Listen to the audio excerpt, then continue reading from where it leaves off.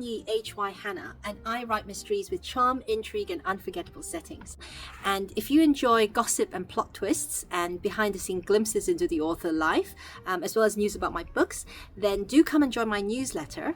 You'll also be able to download one of my mysteries for free. Welcome back to my second reader chat. Wow, I was really surprised and delighted by the response to the very first one. It was just an idea I had. I thought it was a nice way to keep in touch with my readers and also to answer the many emails that I get. I'm really happy to hear that you enjoyed it and you would like more. So this is the second edition. I'm finishing up the secret project that I've been working on, and I promise I will be telling you more about it soon. But just at the moment, I can't quite tell you very much, except for one thing, which is what I'm going to show you in a minute, which is that I went to the Perth Boat Show to do some book research because there are scenes that involve boats, and I know absolutely nothing about boats. I mean, of course, I've been on a few. So I've been on, ferries and a few smaller boats, but, mostly just as a tourist passenger. The show was at Elizabeth Quay, which is in downtown Perth. The city is built right on the banks of the Swan River, which flows through Perth. And they've redeveloped the area recently. And, gorgeous new big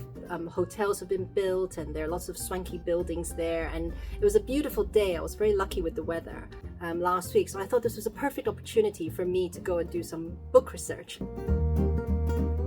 And there's nothing like hands-on research when you actually need to write a scene.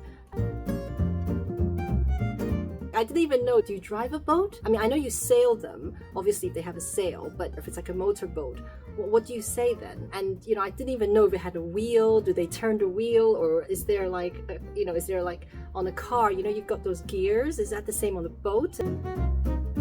Although nowadays with the internet, of course you have Google and you can get a really detailed diagrams and pictures and you can watch videos on YouTube of how boats move and work. But it's just there's no substitute really for going there yourself and touching things and feeling what it's like to stand on a deck. And also even for logistics, like if I start thinking, I'm going to have a chase scene, running across the boat, and then I get there and I realize, well, actually most boats, unless it's a very big one, are very very small, like they're quite short, and you're not going to run very far.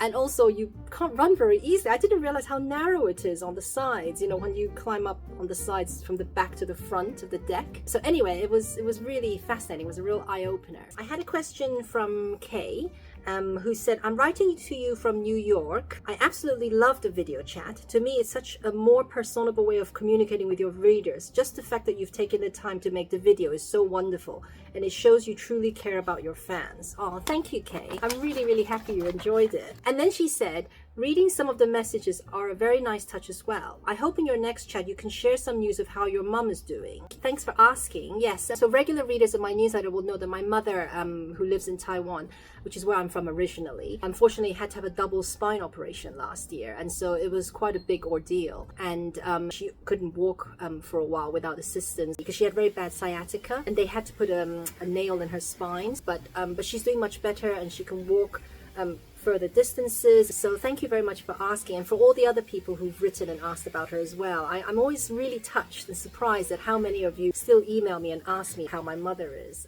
Kay also said, can you share any good tea places in Australia? My friends and I are planning to visit there next year. So actually, unfortunately, I only have been to afternoon tea or high tea in Perth. I've been to a few places in Perth. And as I mentioned, oh, hello, here's someone come to say hello. Muesli, where'd you come from? You gonna come up? No, run away, typical cat. Muesli, come here, come say hello. No? Okay, if we just ignore her, she'll probably come. So we lived in Sydney for a year and in Brisbane for a year. And also in Newcastle. So we moved around, but I didn't actually have a chance to go to afternoon tea or high tea in any of those places. So I can't actually tell you from personal experience. But however, I did look up online, and there are actually specialist sites dedicated to places to have tea in Australia. So I'll put the links in the description below. One of them is called highteasociety.com and has a special page just on Australian cities. And the other one's called highteaaustralia.com, and it gives really detailed sort of links to all the places. I think they're trying to sell packages, so you don't actually have to buy through this site. I think you can just use it as a good starting point for your research, and then you can look up places and see what you think. And I can tell you that in Perth, the places I've been to, are Como the Treasury, which has got a tea room there called Cape Arid Tea Rooms, and that's really, really lovely. And that's probably the poshest place in the city. Oh, here's Muesli. She's back. Hello, Muesli. All right, let's pick you up. Oh, if you'll stay here, that would be good. Good girl. Okay, hopefully she'll stay here. Yeah, sorry, so going back, this is like the most interrupted answer ever. But yeah, so I've been to the Cape Arid Tea Rooms in Perth, and that's really, really lovely. And I did a blog, that was in one of my newsletters recently, but I will put it on my blog as well. And water is coming from next door. And the other place I've been to is called the Epicurean, which is quite interesting. It's a buffet style tea. So it's a massive buffet full of lots of things you would have, like cakes and pastries and other little nibbles and savories. But it's a tea, so it's quite interesting that.